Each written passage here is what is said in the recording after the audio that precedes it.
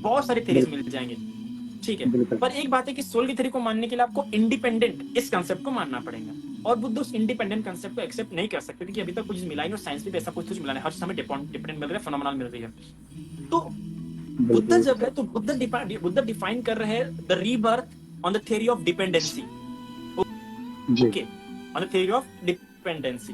तो जब बुद्ध डिपेंडेंसी के थ्योरी पे रीबर्थ को डिफाइन कर रहे हैं, वो बता रहे हैं कि जो ये रीबर्थ टेक प्लेस ले रहा है, ये रीबर्थ टेक प्लेस ले रहा है द डिजायर के कारण से, और इस डिजायर के आधार पर ही consciousness, the fluctuation of consciousness और the stream of consciousness and the fluctuation of matter और the stream of matter is taking place on the role of desire. ठीक है, ये डिजायर है। आप देखिए ना, अभी ये जो मैटर है, अगर हम सिंपली मॉडर्न साइंस के रूप में थोड़ा बहुत समझने का प्रयास करेंगे, तो जो न्यूरोट्रांसमीटर्स है ना, जो डीएनएज है ना, ये सब एक फ्लक्चुएशन के रूप में उसमें चेंजेस रोल हो रहे। तो कैसे हो रहे? जब हमें डिजायर आती। इवोल्यूशन क्या था? इवोल्यूशन किसके आधार पर रोल प्ले किया? डिजायर के आधार पर रोल हुआ ना। किसी ने तय किया कि नहीं, मुझे पानी में नहीं रहना है, मुझे जमीन पे जाना है, तो वो डिजायर के कारण से उधर हुआ। किसी ने कहा कि नहीं, जमीन पे मुझे आसमान में उड़ना है, तो उन्होंने विंग्स डेवलप की।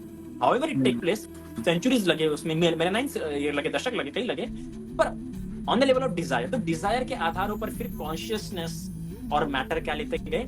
शेप लेते गए। ठीक है, अब जब ये जो कॉन्शियसनेस होता है और ये जो मैटर होता है, जो कि इंटरकनेक्टेड है ना, कॉन्शियसनेस का इफेक्ट मैटर पे गिरता है और मैटर का इफेक्ट क्या गिरता है? आपके कॉन्शियसनेस पे गिरता है। दोनों एक दूसरे पे क्या है? एक दूसरे को ऐसा नहीं कि सिर्फ कॉन्शियसनेस ही मैटर पे इंपैक्ट डाल रहा है, मैटर भी क्या होता है? कॉन्शियसनेस पे इंपैक्ट डालता है। अगर कॉन्शियसनेस अमीबा में है, हम उसे not in the rigid sense में कॉन्शियसनेस बोलते हैं, but still amoeba has a bit of awareness regarding to his environment. तो जब जैसा मैटर रहेगा वैसे उसके अवेयरनेस रहेंगे, है ना।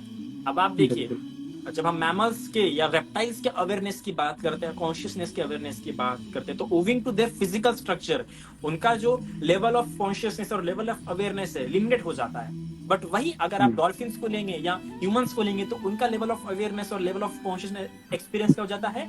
बहुत ही वाइड हो जाता है। तो क्यों? तो उनके फिजिकली एग्जिस्टेंस जिस प्रकार से एग्जिस्ट करते हैं, क्योंकि वो उनके कम्युनिकेशन को उस प्रकार से स्ट्रॉन्ग कर देता है। If you will see the mammals, the dolphins have more availability or more different dimensions to communicate with other dolphins, and even with the humans. तो उनका मैटर है जो उनको उनके कॉन्शियसनेस को और क्या कर रहा है। तो इस प्रकार से हम डिपेंडेंसी थ्योरी को मानते हैं। तो जब इसको मानते हुए हम क्या होते हैं, तो भी इसमें रीबर्थ कैसा हो रहा है? तो अभी यहाँ हमने पहले ही कहा कि कॉन्शियसनेस इंडिपेंडेंट एग्जिस्ट नहीं कर सकता है।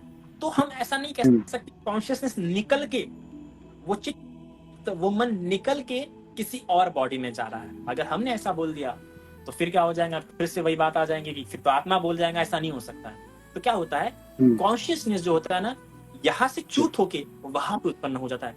चाहे वो बॉडी कितने भी दूर क्यों ना हो, जो गर्भ है ना, वो गर्भ कितने भी दूर क्यों ना हो, कितने भी दूर क्यों ना हो, 1 सेकंड का भी गैप नहीं होता है। जैसे ही यहाँ पे मर गया चित्त, वैसे ही वहां पे उत्पन्न होता है। ट्रैवल नहीं करता है, ट्रांसमाइग्रेशन नहीं होता है, बल्कि वह उत्पन्न होता है। जैसे कि रेडियो फ्रीक्वेंसी पकड़ लेता है ना।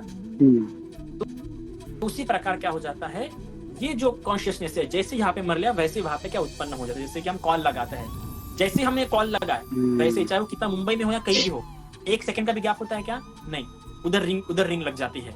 तो सेम ये इस प्रकार से काम करता है बुद्धिज्म में रीबर्थ।